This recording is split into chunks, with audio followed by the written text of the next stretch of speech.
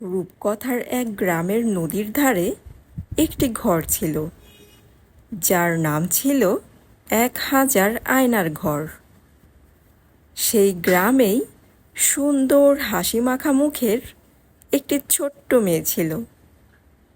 মেয়েটি একদিন তার বাবা মায়ের মুখে শুনতে পায় তাদের গ্রামের আয়নাঘরের কথা। এর আগে মেয়েটি কোনো দিন ঘর থেকে বের হয়নি। সে প্রকৃতি দেখেনি কোনো বাস্তবতা। তো যেই ভাবা সেই কাজ। একদিন মেয়েটি বলল ওই আয়নাঘর দেখতে যাবে, কিন্তু একা যেতে সাহস না হওয়ার কারণে সে তার সমবয়সী আরেকটি মেয়েকে সাথে নিয়ে গেল। আয়নাঘরের সামনে প্রথম মেয়েটি হাজির হয়ে ভাবল যে সে আগে ওই ঘরে ঢুকবে, আর সব কিছু দেখে এসে বাইরে এলে তবেই ওই দ্বিতীয় মেয়েটি ঘরে ঢুকবে। কথা মতো প্রথম মেয়েটি ওই ঘরের ভেতর ঢুকল। ঘরে ঢোকার সাথে সাথেই আশ্চর্য সব রঙিন কারুকাজ দেখে মেয়েটির মুখ আনন্দে ভরে উঠল। সে আস্তে আস্তে এগোতে সেই ১,০০০ আয়নাঘরে প্রবেশ করে। ঘরে ঢুকেই তার চোখ ছানা বড়া দিয়ে উঠল।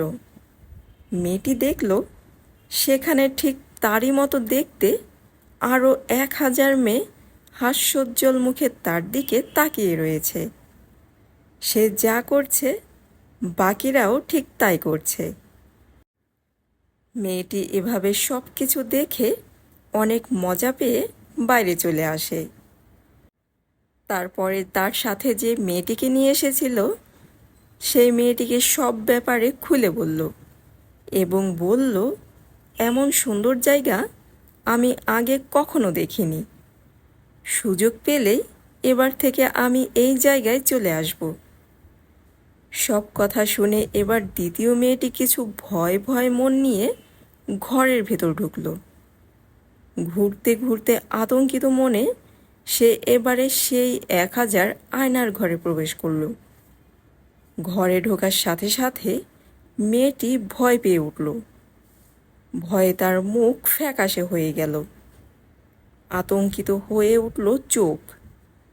সে খেয়াল করল ঠিক তারই মতো দেখতে আরও ১,০০০ মেয়ে আতঙ্কিত আর ভয়ার্ত চোখ নিয়ে তার দিকে তাকিয়ে আছে। মেয়েটি সেই ভয়ে ২ হাত তুলে বলছে, তোমরা কারা?